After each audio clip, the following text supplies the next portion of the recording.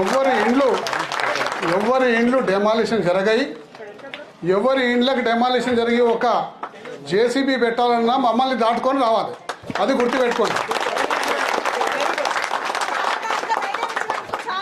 మమ్మల్ని దాటుకొని రావాలి. సరే, ఇన్ని మనసులోకి వెళ్ళి ఆ భయభ్రాంతులు, ఆ భయాందాలను తీసేయండి. జరిగి ఉండొచ్చు, నిన్న మొన్న వాళ్ళు వచ్చి మార్కింగ్ చేసి మీరు ఖాళీ చేయండి, మీరు ఎప్పుడు ఖాళీ చేస్తుంటారో మీకు వేరే దగ్గర డబుల్ బెడ్రూమ్ ఇస్తాను, ఇవన్నీ అన్నీ ఉండొచ్చు, జరిగి ఉండొచ్చు. కానీ ఇక మీదట మేము బతుకున్నట్టు వరకు ఈ జరగనీయం. దాని గురించి మర్చిపోండి. ప్రజల నుంచి తీవ్రమైన నిరసన వ్యక్తం చేస్తారు. మేము మీకు అండగా ఉంటాం. ఎక్కడికంటే కూడా అక్కడ పోరాటం చేస్తాం. మీకు ఇబ్బంది కాకుండా చూస్తామని చెప్పేసి కూడా ఈ సందర్భంగా మీ అందరికి కూడా మనవి చేసుకుంటాం. నేను ఈరోజు కూడా ఒకటే చెప్తున్నా, ఏది జరిగినా నన్ను దాటుకొని రావాలి.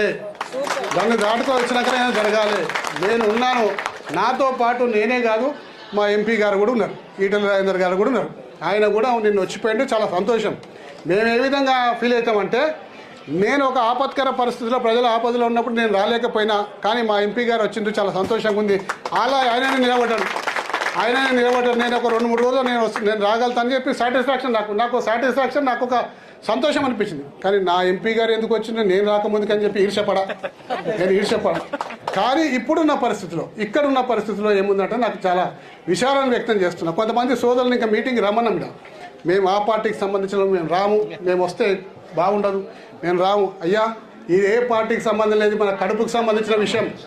దయచేసి అక్కడ నీచమైన చిల్లర ఆలోచనలు చేయకండి. అందరం కలిసికట్టుగా పోరాడదాం. ఎందుకంటే నేను పెద్ద కాదు, వేరే వాళ్ళు పెద్ద కాదు, ఇది మన అందరి పోరాటం. దయచేసి అటువంటి ఆలోచనలు ఎవరికైనా ఉంటే పక్కకి పెట్టండి. అందరూ కలిసికట్టుగా రండి. నేను పై చేయి తీసుకుంటా, లేకపోతే మీరు పై చేయి తీసుకుంటా కాదు, మనం ఇద్దరం కలిసి ఈ ప్రజల్ని పై చేయి తీసుకుంటట్టు చేద్దాం.